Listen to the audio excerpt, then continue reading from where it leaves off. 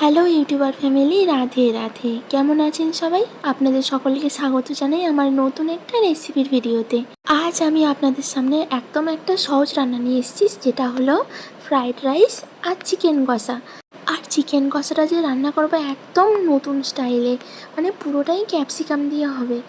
প্রথমে ফ্রাইড রাইসের জন্য আমি কিছুটা গাজর নিয়ে নিয়েছি, তো সেটাই আমি ছিলার দিয়ে ছিলে নিলাম। আমি এখানে ছোট ছোট করে টুকরো করে নিয়েছি, আর আপনারা এখানে চাইলে সরু সরু বা লম্বা লম্বা করেও আলাদা প্যাটার্ন নিতে পারেন গাজরের স্টাইলটা। তো তারপর গাজরটা এরকমভাবে কেটে নিয়েছি। তারপর কিছু বিনস নিয়ে নিয়েছি, বিনসগুলো এরকম ছোট ছোট করে কেটে নিয়েছি। আর এখানে আপনারা চাইলে ফ্রাইড রাইসে মটরশুঁটিও দিতে পারেন, তো এখন শীতকাল না, খুব কম মটরশুঁটি পাওয়া যায়। তো আমি ক্যাপসিকাম, গাজর আর বিনস দিয়েই করেছিলাম ফ্রাইড রাইসটা। তারপর এখানে কিছুটা ক্যাপসিকাম নিয়ে নিয়েছি। প্রথমে সরু সরু করে ক্যাপসিকামগুলো আমি ফ্রাইড রাইসের জন্য কেটে নেব। আর তারপর কেটে নেওয়ার পর আমি চিকেনেরও যে ক্যাপসিকামটা দিয়ে রান্না করব চিকেনটা পুরোটাই, তো এটা কাটার পরে আমি চিকেনের ক্যাপসিকামগুলো কেটে নেব। ওটা আলাদাভাবে কাটিং হবে, যেহেতু চিকেনে যাবে না, তো সেই রকম। তো এখানে আমি চিকেনে দেওয়ার জন্য ওর সাথেই একেবারে আমি ক্যাপসিকামগুলো কেটে আলাদা সাইডে রেখে দিয়েছিলাম। যেহেতু আজকে ফ্রাইড রাইস আর চিকেন কষা হবে, তো প্রথমে আমি সবজিগুলো কাটতে বসেছিলাম, তো এক এক করে আমি সব সবজি কেটে নিয়েছিলাম, তারপর রান্না শুরু করেছিলাম। তারপর এখানে চিকেনের জন্য প্রথমে পেঁয়াজটাও একেবারে আমি কেটে নিয়েছিলাম, তারপরে আমি রান্না শুরু করেছিলাম। তো চিকেনের জন্য আমি এখানে কিছুটা পেঁয়াজ নিয়ে নিয়েছি, তো পেঁয়াজটা আমি এইরকম সরু সরু করে কেটে নিয়েছি।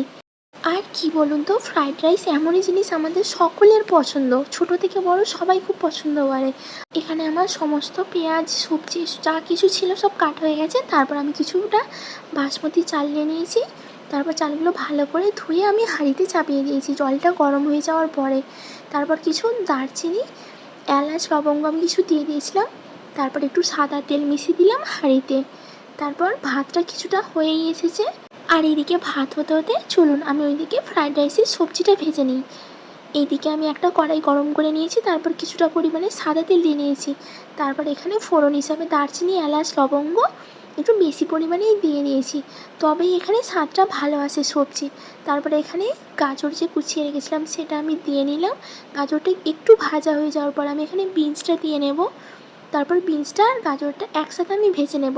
চলুন, এদিকে আমার ভাতটা হয়েই এসেছে, আর একবার চেক করে নিই আমি। এখানে আমার ভাতটা হয়ে এসেছে, এবার নামিয়ে নেব। গাজর আর বিনস কিছুটা ভাজার পর আমি এখানে ক্যাপসিকামটা দিয়ে নিলাম। তারপর ক্যাপসিকাম, গাজর আর বিনস ভালোভাবে আমি এখানে নেড়ে চেড়ে ভেজে নেব। আর এখানে ক্যাপসিকামটা অপশনাল, আপনারা চাইলে দিতেও পারেন, নাও দিতে পারেন। এবার এই সবজিগুলোতে আমি পরিমাণ মতো চিনি দিয়ে নিলাম আর একটু লবণ দিয়ে নিলাম। আর আমার এখানে বাড়িতে কাজু কিশমিশ ছিল না বলে দিইনি, আপনারা অবশ্যই দেবেন, খেতে আরও সুস্বাদু হবে। আর কি বলুন তো, কাজু কিশমিশ না দিলেও না, ফ্রাইড রাইসটা যে কোনোভাবে এইরকমভাবে করলে না, মানে এতটা দুর্দান্ত খেতে লাগে, মানে কি বলবো, দারুণ লাগে। তারপর ভাতটা থেকে ফ্যানটা ঝরিয়ে আমি ঠান্ডা জায়গায় মিলে রেখেছিলাম ভাতটা ঝরঝরে হওয়ার জন্য। তারপর ভাতটাই সবজির সাথে ভালোভাবে মিশিয়ে নিলাম। এইবার আমার ফ্রাইড রাইস রেডি। চলুন আমি এবার চিকেন কষাটা রান্না করে নিই। প্রথমে আমি কড়াইটা গরম করে নিয়েছি, তারপর পরিমাণ মতো সর্ষের তেল দিয়ে আমি পেঁয়াজটা দিয়ে নিয়েছি। তারপর পেঁয়াজটা ভালোভাবে নেড়েচেড়ে আমি ভেজে নেব। তারপর কিছুটা পরিমাণে আমি লবণ দিয়ে নিলাম। লবণটা দিলে পেঁয়াজটা খুব তাড়াতাড়ি ভাজা হয়ে যায় নরম হয়ে গিয়ে। তারপর আমি একই সাথে আদা, রসুন আর শুকনো লঙ্কা আমি পেস্ট করে নিয়েছিলাম। তারপর এই মশলাটা ততক্ষণ পর্যন্ত কষাতে হবে যতক্ষণ না তেল ছেড়ে দেয়। এই দেখুন এখানে তেল ছেড়ে দিয়েছে আমার। তারপর আমি কেটে রাখা ক্যাপসিকামগুলো দিয়ে নেব। আর এখানে আমি ক্যাপসিকামের পরিমাণটা একটু বেশি দিয়েছি, খেতে একদম দুর্দান্ত লাগে। একবার এইরকমভাবে রান্না করে দেখবেন, দারুণ লাগে ফ্রাইড রাইসের সাথে। তারপর মশলাটা কষানোর পর আমি চিকেনগুলো দিয়ে নেব। তারপর চিকেনগুলো দিয়ে মশলার সাথে এইভাবে নেড়ে চেড়ে কষাতে থাকবো। তারপর একটু হলুদ করে দিয়ে দিলাম, আর এক সাইডে আমি গরম জল দিয়ে রেখেছিলাম, তো গরম জলটাই আমি এখানে চিকেনে দিয়ে নিলাম। অবশ্যই এখানে গরম জল দিতে হবে, ঠান্ডা জল দিলে চিকেনগুলো একদম শক্ত হয়ে যাবে, তো আর সিদ্ধ হবে না। তারপর চিকেনটা সিদ্ধ হওয়ার জন্য আমি একটা ঢাকনা চাপা দিয়ে দেবো কিছুক্ষণ সেদ্ধ হওয়ার জন্য। এবার আমি একটু টমেটো সস দিয়ে নেব। আর এই টমেটোর কেচাপটাই মেন এই চিকেন রান্নাটা, এতটাই দুর্দান্ত করে তোলে এই টমেটো কেচাপটা দেওয়ার পরে। ক্যাপসিকাম আলাদা মশলা আছে, আবার এই টমেটো কেচাপটা দারুণ লাগে এই চিকেন রান্নাটা।